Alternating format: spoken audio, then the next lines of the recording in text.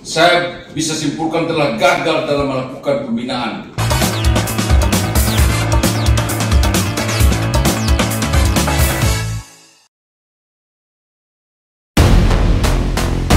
Koordinator Aliansi Peduli Perempuan dan Anak Nusa Tenggara Timur beraudiensi dengan Komisi 13 RI terkait dugaan berkas kasus pencabulan yang dilakukan mantan Kapolres Ngada AKBP Fajar Widya Dharma Lukman Sumaatmaja. OPA NTT meminta Komisi 13 DPR RI untuk mengawal kasus ini sampai tuntas.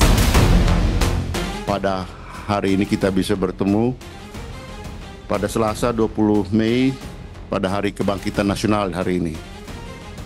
Kita dapat bertemu dalam agenda audiensi dengan Aliansi Perempuan dan Anak Nusa Tenggara Timur. Dan untuk itu kami ucapkan selamat datang di Komisi 13 DPR RI. Dan untuk itu kita langsung memberi kesempatan, karena ini cukup banyak ini ya, anggota Aliansi Perempuan dan Anak ini cukup banyak.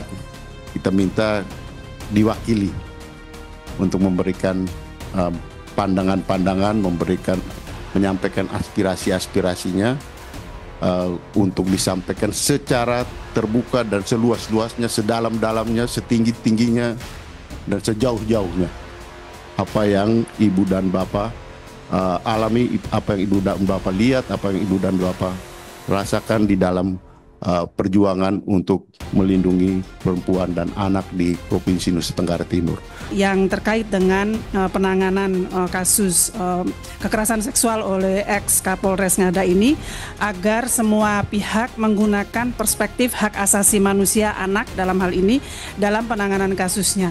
Terutama pada saat ini ketika kasus ditangani oleh lembaga penegak hukum, tadi kami juga sudah titipkan di Komisi 3, agar sungguh-sungguh perspektif hak anak yang digunakan dalam pemeriksaan kasus ini. Dan agar penanganan kasus ini dilaksanakan secara cepat, transparan, dan adil. Kasus oleh ex-Kapolres Ngada ini berdimensi internasional karena hasil kejahatannya kemudian di-upload dan ada kemungkinan dijual untuk komunitas internasional. Kami juga mendorong agar kepolisian juga lembaga-lembaga HAM atau kementerian lembaga yang terkait dengan pemenuhan hak anak agar menggunakan momentum peristiwa ini sebagai kesempatan untuk melakukan pembenahan internal agar peristiwa seperti ini tidak terjadi lagi, karena Indonesia sebenarnya sudah darurat kekerasan seksual, termasuk kekerasan seksual terhadap anak sejak tahun 2013. Jadi artinya peristiwa terus berulang dan kita harus menghentikan peristiwa ini. Kapolres Ngada ini selalu menjadi perbincangan kami, karena Pak Umbu, Pak Andreas juga yang kebetulan anggota DPR RI dari Dapil NTT selalu menyampaikan terkait ini. Makanya kemarin kita sampaikan ke Pak Umbu sama Pak Andreas, ya kita undang saja kawan-kawan yang mengawal dan mengadvokasi kasus ini dari awal untuk bersama-sama dengan kita menuntaskan kasus ini. Ini semangatnya adalah karena memang Komisi 13 ini komisi baru, semangat kita ingin memastikan semua kejaliman, semua kebiadaban, semua kesewenang-wenangan itu bukan hanya jadi isu di media, tapi tidak ada tindakan konkret atau pelaku kejahatannya itu tidak mendapatkan ganjaran yang setimpal, dan si korban tidak mendapatkan keadilan yang seadil-adilnya. Kita Komisi 13, komisi yang baru, ingin memastikan itu. Sebetulnya kalau kita melihat rekonstruksi kasus ini, Bu, kan, ini yang mau ngambil pertama kali bukan polisi Indonesia, ini polisi Australia. Makanya nanti bisa juga rekan-rekan aliansi bisa berkirim surat ke kepolisian Australia bahwa ini ada delik kejahatannya yang dilakukan di Australia, karena websitenya website pornografi di Australia. Supaya kalau di sini tidak dapat keadilan, kita minta di Australia. Kalau kita melihat peluangnya sudah 3 bulan nggak P21 kan. Jadi Bang, pertama kali terbongkarnya kasus ini karena kepolisian Australia itu menemukan postingan di website pornografi Australia itu yang pelakunya orang Indonesia. Polisi Australia sudah datang ke Indonesia ingin menangkap si pelaku, barulah kepolisian Indonesia turun untuk mengambil si pelaku. Kalau nggak udah diambil sama kepolisian Australia ini barang. Jadi ya masih ada peluang bahwa ini selain di hukum nasional, kita bisa minta hukum internasional untuk atensi terhadap kasus ini supaya jangan dipermainkan hukum di Indonesia ini kalau masih ada pemimpin-pemimpin aparatus negara yang mencoba-coba mau melindungi bawahannya. Yang berikut, kenapa belum P21? Tapi kita ingin, kalaupun nanti P21, kita ingin persidangannya di Kupang.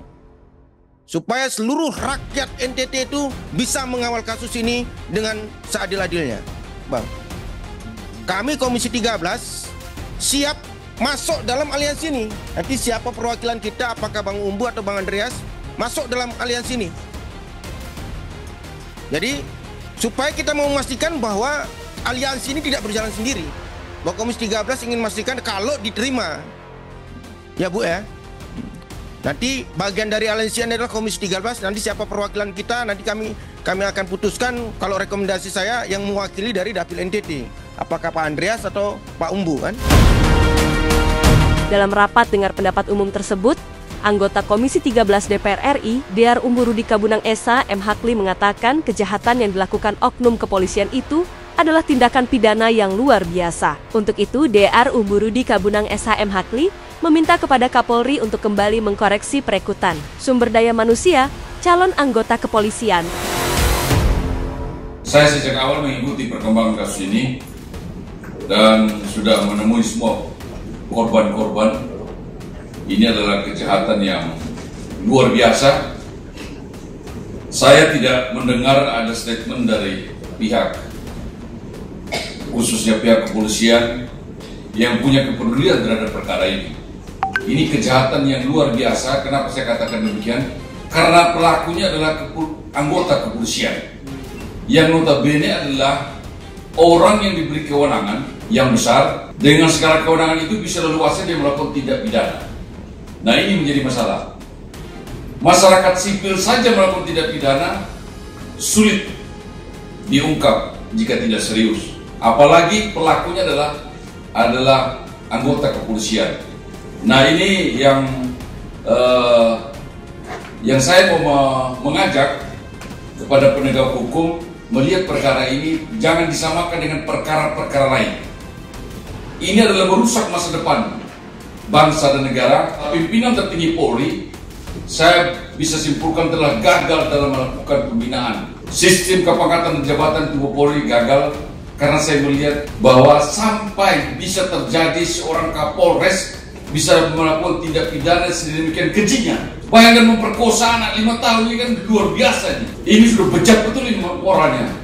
Nah, ini saya mengimbau agar Bapak Kapolri coba mengoreksi ini kembali.